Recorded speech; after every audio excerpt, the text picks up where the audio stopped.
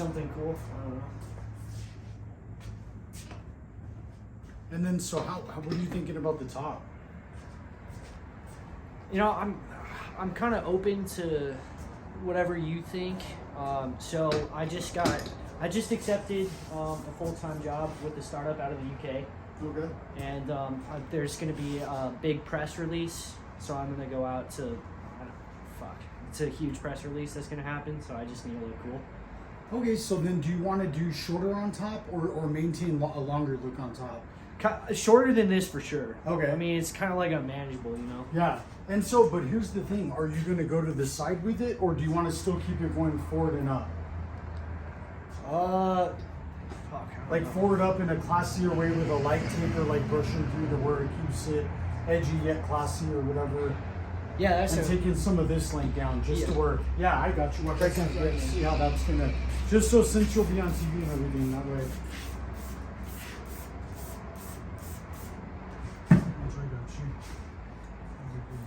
Yeah, bro, and I have to go get like headshots done and all kinds of stuff now.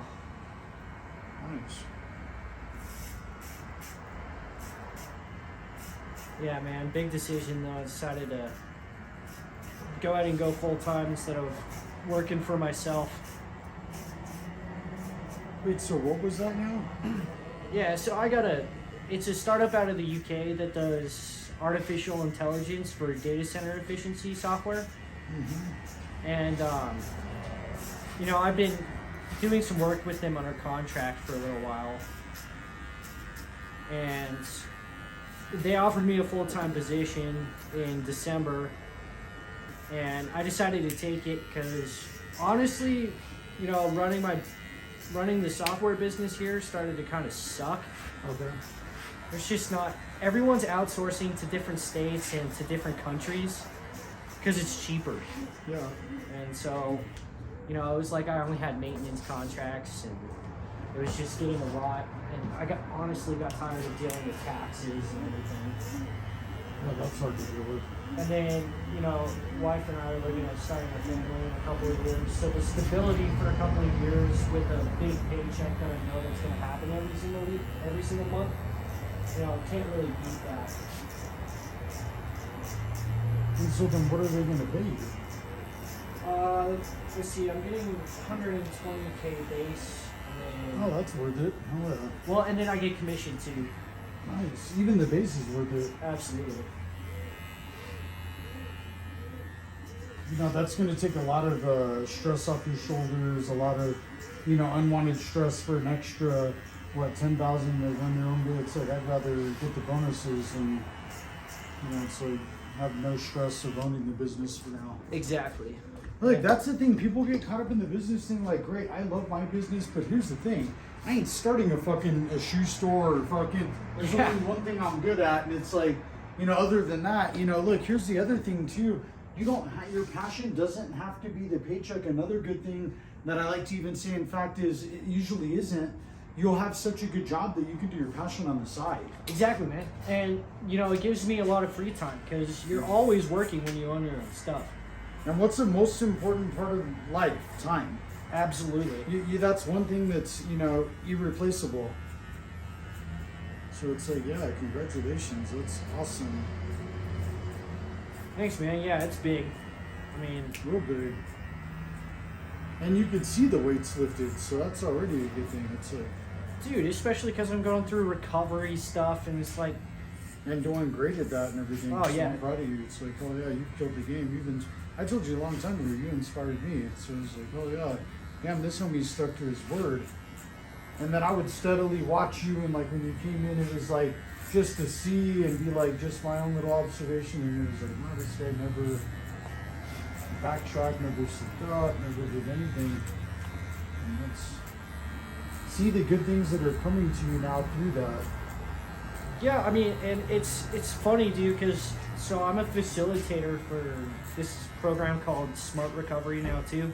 Yeah. So like I help people through recovery, and that's huge for, you know, my own process. But what I've noticed is that a lot of people think that as soon as you stop doing something negative, that all your problems will be solved. But that's not true. you're still gonna have issues. They're just gonna be different issues, right? And it's just, it gives you a way and a framework to deal with things. And like now that I've just really cut out a lot of stress in my life, like this is gonna be my last year having to do business taxes, or my last tax season. It's like, that's huge. Dude, even that alone, and then worrying about, you know, bringing in money to pay people, pay myself, you know, because you'll have like month stretches where you're not really taking a paycheck. Yeah. It's just not, it's cool, it's fun, but, you know, I'd rather someone else deal with that. And then I'm still working for a startup, so it's still, you know, the general business hustle. Get that out of your mind as far as the business. Oh, it's cool, it's good. Fucking, it's not cool. It sucks. Yeah. And then the cool thing is making money and being more relaxed. So Dude, don't yeah, have to worry about exactly. that shit. Yeah, that's exactly my point. You've already been there, done it. You checked it off the bucket list. Look, so it isn't for you because guess what? It doesn't have to be for you because you already have that education that makes it not have to be for you. Yeah. You're able to get a job that pays, you know, just as much as being an entrepreneur, if not more. Oh, dude, You got a lot of these entrepreneurs won't even make 100,000 like you do. That's why I'm just saying it's, you know, this isn't this is an upgrade. Absolutely. Look, if I had a doctorate degree or whatever, I'm just saying you would probably use that degree. 100%. And you wouldn't, you know, it's, you know, that's where I just say if you don't and you have to do something, then guess what, guys, you got to do it. But when you're fortunate and you have companies that want to pay you that much and bring you on, you jump on that shit. It'd be a fool not to. It's like, look, you have no health insurance to worry about. Just a lot of cool things that you won't have to worry about anymore. Yeah, it's so nice. Especially the tax part of it. Bro, and then just being responsible for other people, you know? It's like, Yeah, that's a tough one.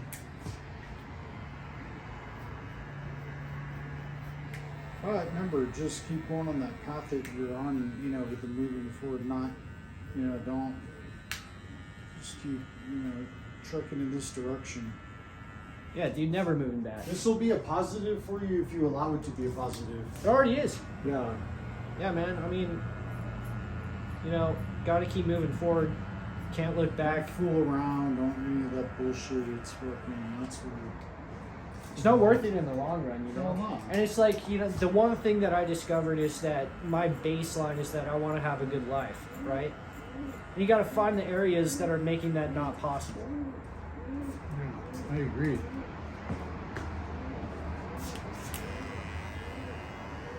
And sometimes those are friendships, sometimes it's lack of motivation, sometimes it's, you know, you're headed just in the wrong groove out that you need to change. It's over formulate a new equation.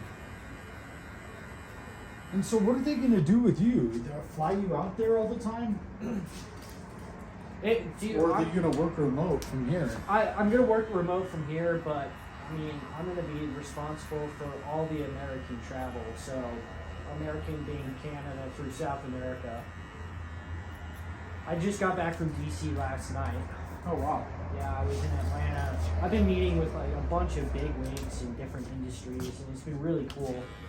I mean, that's the one thing that I really love about the data center industry is that everyone relies on data, especially nowadays because everyone's online.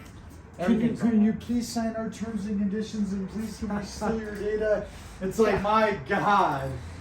No, It's I've like seen, fucking dude, I've seen sold some on the stuff. black I market know. to Facebook. It It's is. like, Jesus Christ. Dude, and then anyone who has TikTok installed on their phone is an idiot. Yeah, you sold all your data right then and there. Yeah. As soon as you create an account. I mean, Yeah, you're fucking and it's done. not even to an American company. They're selling it directly to the Chinese. China, yeah. That's sad. Do you hear that owl? That's a pigeon, bro. Oh, is it? Okay, I was Yeah. like, Jesus, because it sounds like, I was like, damn, what is that? It's like, Jesus Christ. That's fucking nuts.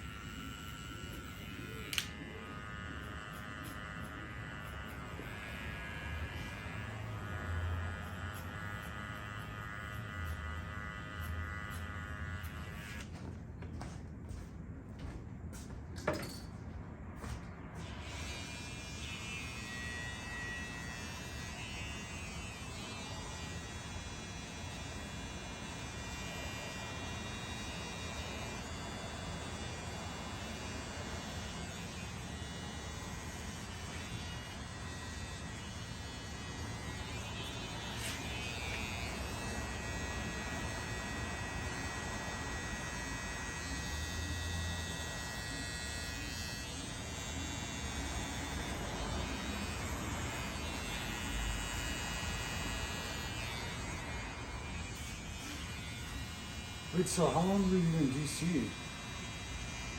I was just there for 2 days. And what were you doing down there? I was talking to a data center about saving some energy. Huh.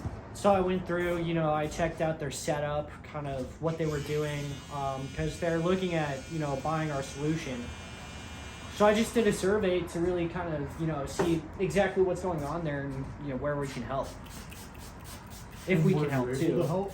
Yeah, we're going to be able to save them about $1 million a year. And how much will they have to pay you for those savings? 150 grand? Oh, it's not bad. No. And it's a tax write-off. Yeah. And what's cool, it's different here, but with our solution, you can actually get energy rebates from most of the energy companies throughout, you know, the nation. Oh. There's some places where you can't, like Texas and some other states, but you know, there's a big push for carbon reduction, and it's called carbon neutrality. So basically, not using more energy than you need to.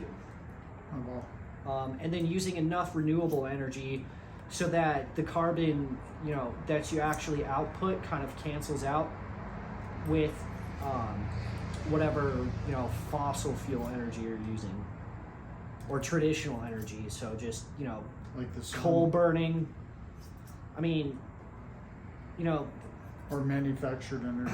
Yeah, exactly. And there's a big misconception right now that, you know, everything's going to be green by 2030. You know, we have all these renewable energy resources that we can tap, and it's all, you know, plug and play. That's not how it works. I mean, all of the grids, so for example, California, you know, they're saying they're going to be 100% renewable by 2030 with most of their energy coming from solar. However, their power grids aren't set up for that. Their power grids can't even support the amount of people that live in California. Oh, well. Los Angeles has constant brownouts and blackouts throughout the summer because they don't have enough energy to support the people living there who are, you know, required to have power. And so by having this pipe dream and making these promises to be renewable by 2030, it's nothing but a farce. Oh, yeah. And so It's not gonna happen. no, it's literally physically impossible. And so what a lot of people are trying to do now is pinpoint certain areas, certain industries that utilize a lot of energy, and kind of blame them. So electric cars are probably my favorite smoke screen, if you will, because it takes like way more oil to produce a battery for an electric car, and it's way worse for the environment than just having a normal gas-powered car. Reason why is because, okay, first of all, the mining conditions where they get the cobalt for all the batteries in Africa are deplorable. I mean, everyone says it's, you know, reasonably sourced. It's not at all. There's a lot of, you know, child labor, a lot of slave labor that goes into producing batteries. And then how do you think the mining equipment runs? They run on diesel, right? And then not only that, but then you have to get that cobalt to a battery manufacturing plant. How do you think the machines at the battery manufacturing plants run? Fossil fuels. And so there's this trickle-down effect that causes that to not be sustainable and makes it worse for the environment. And then not only that, but that's not, like, that's still a resource that's gonna run out. And so California banning the manufacturing of gas-powered engines by 2030 is probably one of the biggest energy mistakes that has ever been made so far. And do you think it'll really happen? No, it's impossible. Yeah.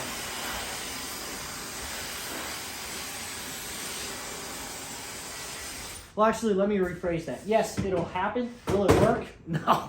Yeah. It's gonna fuck everything up. I mean, yeah, it's so much worse to actually mine the stuff that you need for batteries, produce the batteries, ship the batteries, install the batteries, than it is to just run a normal gas car.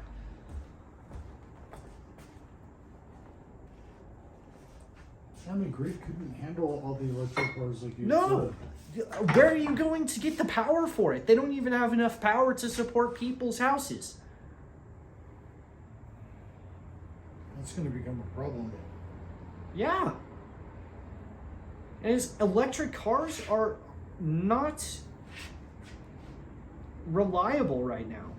They run out. So, you know, if an electric car is rated to have a 300-mile range on a full charge, first of all, they don't charge to 100% ever.